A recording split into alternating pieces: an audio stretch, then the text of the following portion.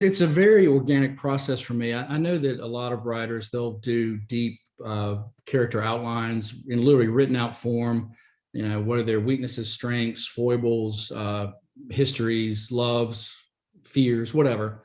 That doesn't work for me. I've discovered that every time I try to write something down, whether it's an outline or a character study, it becomes a moot document eventually and usually pretty quickly.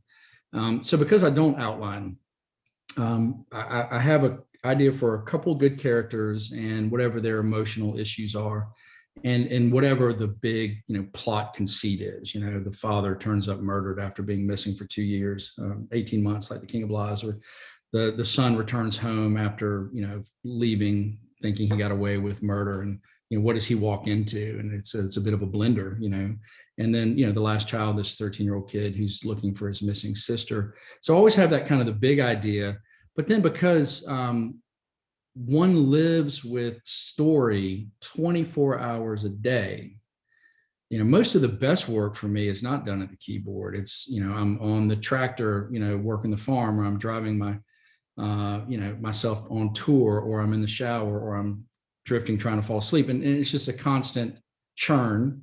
And what I've discovered is that the really interesting things tend to stick and the fluff tends to fall away. And because this goes on for months and months and months, these characters become richer and more detailed. And I don't know if you've had this experience, but I've created characters that I thought would be peripheral. For instance, in Downriver, the girl Grace, who's 17, 18, turns out to become, in many ways, the heart and soul of the story. But she was not supposed to be that.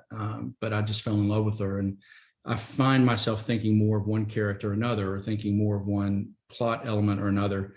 And so the stories naturally evolve in that way.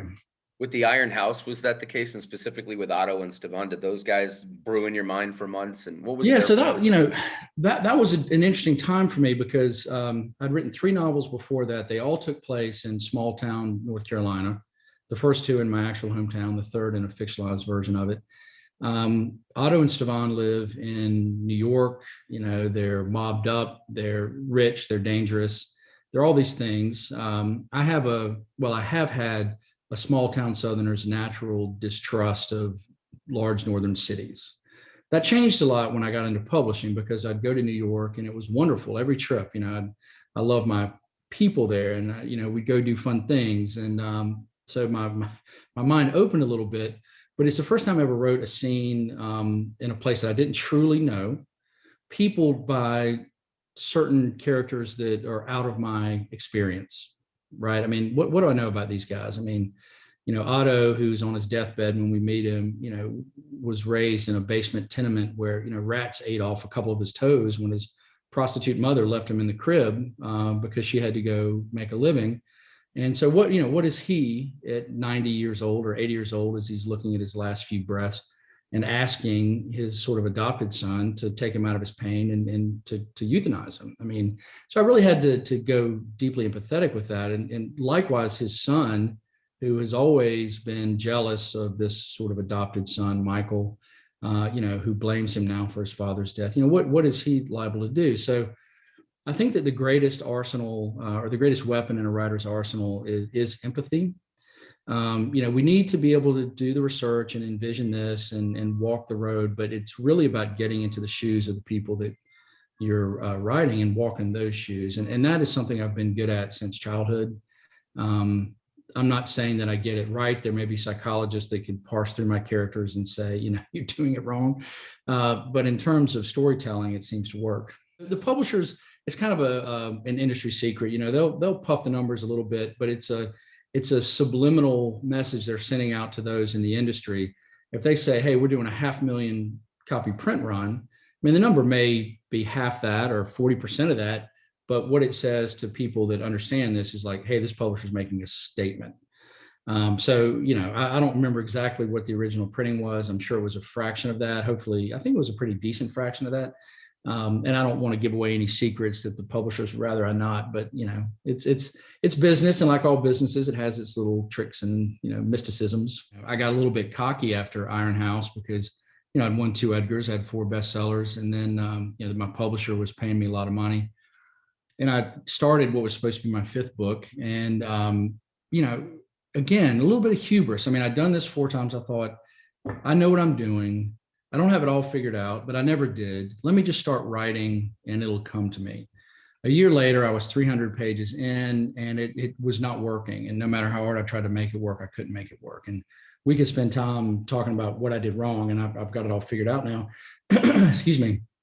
But I actually called my publisher and said, look, I'm not going to make deadline. I'm throwing this whole thing out and I'm starting another book. And that book became Redemption Road. But you know, I had about a 3-month depressing spiral after walking away from that first version.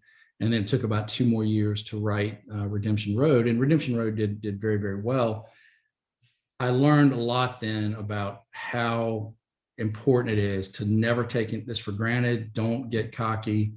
Every decision matters, and you gotta be 100% committed. I'll tell you, it's funny where you know, the love comes from, and what a writer needs to move forward. So when I started the failed version of book 5, it was because I didn't have my main character firmly in my mind. I thought, that's okay. I'll just start writing. It'll come to me.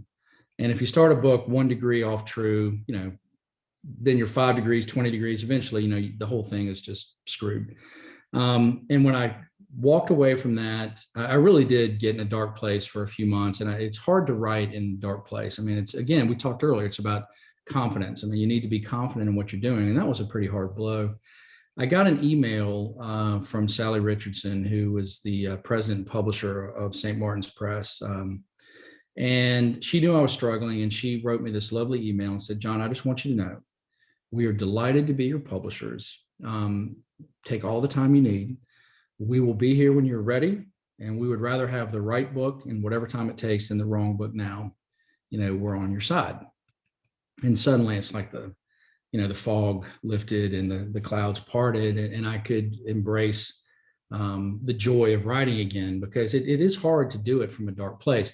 That said, I did feel pressure to prove to Sally and others in my house that their faith was not misplaced. And I, you know, this is a whole nother topic, so I'll touch on it only briefly.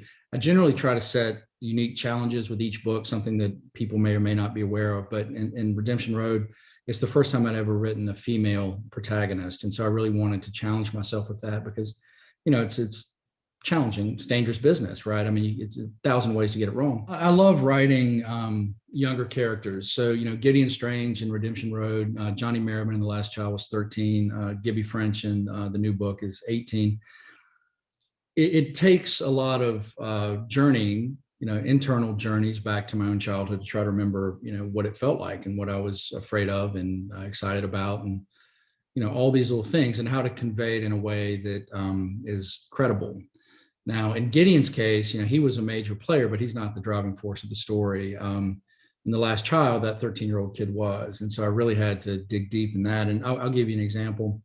You know, I don't drink a lot of sugary drinks. I don't have a sweet tooth. But the kid likes knee-high grape soda. And so, you know, I would often drink one of those cold out of the bottle when I was trying to get in his headspace, and just, it helped, right? You know, just it's almost like a little internal trigger, just a small switch I could drop.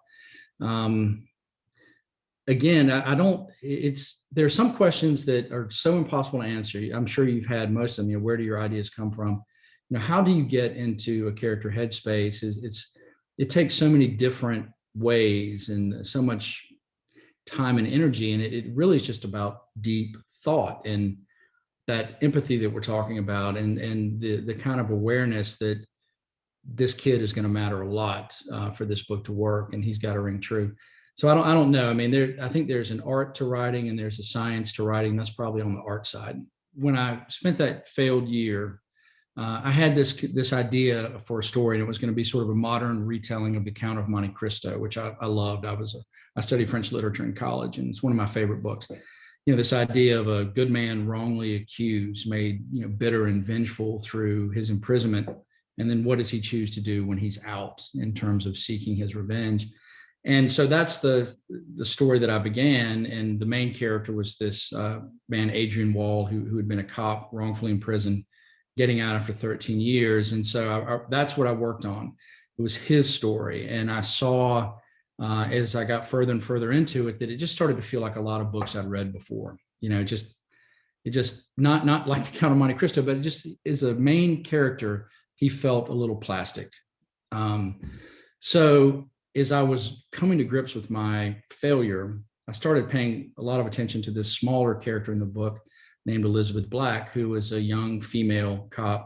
And the more I thought about her, the more I realized it was supposed to be her story, because she's wounded and tough and will walk through fire for people she loves, including this kid, Gideon Strange, that you mentioned. And so what I bought with that year was what I'd had at the beginning every other time, which was a pretty intimate understanding of whose story I should be telling, right? So that's what I decided to do. And you can't just move bits around and write. You got to start completely over. It's not like I could really salvage much. But once I knew whose story it was, suddenly it came more easily.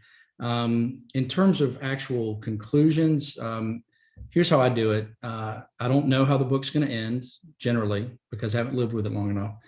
I'll write any number of characters, 2, 3, 4, 5 characters that have cloudy motivations, questionable past, some things that the readers discover about them that make them credible as someone who would do bad things for selfish reasons. And only as I've lived with these people for probably the first half of the book does it really occur to me, and the aha moment you're asking about. This is what happened. This is who did it. These are the reasons. And this is how I can wrap this book up.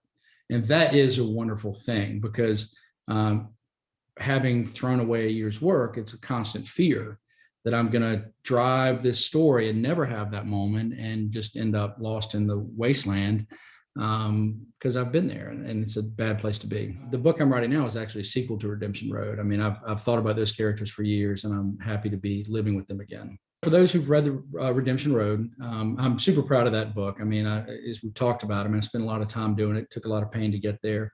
The book did remarkably well. I mean, it was very well received. The sequel is still untitled, but I'm noodling with Beyond Redemption. I don't know if I'll stick with that. 7 months later, so Elizabeth Black has fled her home under a cloud with her boyfriend, this cop who was wrongly imprisoned, who's now wanted for another murder. And in tow with them are these 2 kids. There's Gideon, who was in this horrible situation that she's basically saved, and a young woman who's actually, she's not a child anymore, she's 18, but they're holed up out in the desert, just laying low under false names and trying to rebuild their lives. But there was a great character in that book, of an 89-year-old attorney named Faircloth Crybaby Jones. And I love this guy. And at the beginning of the new book, we see him in his home with 3 men intent on harm that want something from him. And namely, what they want is to know where to find Elizabeth Black. And rather than, run the risk of being tortured until he gave up her address, he basically, right in front of these guys, takes his own life to protect her secret. And then the story really launches into full throttle when she learns what's happened. And even though she's in peril to come back, she decides that she owes this man too much to not get involved. And so she comes home, leaves Adrian and the kids safe in the desert, at least for now. But that's the setup, and I'm having a lot of fun with it. It's always tricky with sequels, because I hate the information dump, and you never know how much people need to know from the previous story, how many readers have actually read the first story. So you don't want to bore the ones that have read it, but you don't want to leave the new guys in the dark. And at the same time, you want this book to stand on its own 2 feet. So that's the only frustrating thing for me about writing a sequel. Otherwise, it's really great to see these characters again.